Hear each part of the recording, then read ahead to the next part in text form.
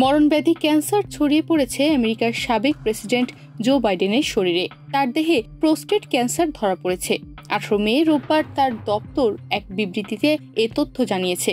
তারা বলছে, পরীক্ষা নিরীক্ষায় তার প্রোস্টেট ক্যান্সার ধরা পড়েছে, যা তার শরীরের হাড়ে ছড়িয়ে পড়েছে। গত সপ্তাহে 82 বছর বয়সী বাইডেন প্রস্রাবজনিত উপসর্গ নিয়ে চিকিৎসকের শরণাপন্ন হন। এরপর শুক্রবার তার প্রোস্টেট ক্যান্সার শনাক্ত হয়।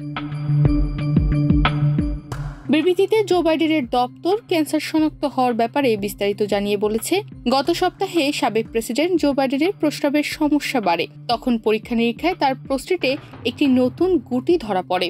পরে শুক্রবার চিকিৎসকরা নিশ্চিত করেন তিনি প্রোস্টেট ক্যান্সারে আক্রান্ত।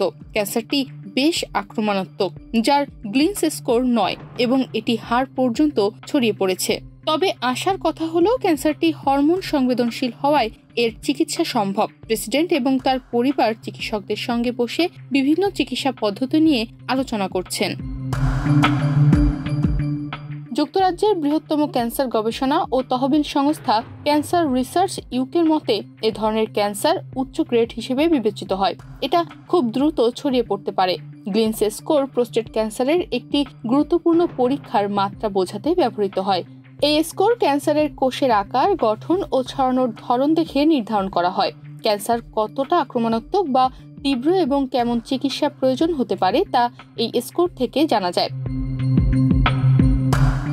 বাইডেন ও তার পরিবার চিকিৎসার বিভিন্ন পদ্ধতি নিয়ে ভাবছেন। সাবেক এই মার্কিন প্রেসিডেন্টের কার্যালয় জানিয়েছে, এই ক্যান্সার হরমোন সংবেদনশীল। এর অর্থ হলো এটি সম্ভবত নিয়ন্ত্রণে রাখা যাবে। ক্যান্সার শনাক্তের খবর প্রকাশিত হওয়ার পর নিজ দল ডেমোক্রেটিক পার্টি ও ক্ষমতাসীন দল রিপাবলিকান পার্টির পক্ষ থেকে সমর্থন ও সহানুভূতি পাচ্ছেন বাইডেন। ইতোমধ্যে প্রেসিডেন্ট ডোনাল্ড ট্রাম্প নিজের মালিকানাধীন সামাজিক যোগাযোগ মাধ্যম ট্রুথ সোশ্যালে লিখেছেন, তিনি ও first lady Melania Trump Joe বাইডেনের সাম্প্রতিক রোগ নির্ণয় সংক্রান্ত খবর শুনে গভীরভাবে মর্মাহত। ট্রাম্প বলেন, আমরা বাইডেন ও তার পরিবারকে আমাদের আন্তরিক শুভকামনা জানাচ্ছি। আমরা জোর দ্রুত আরোগ্য ও সুস্থতা কামনা করছি। তনিমা রহমান, বাংলাদেশ প্রতিদিন।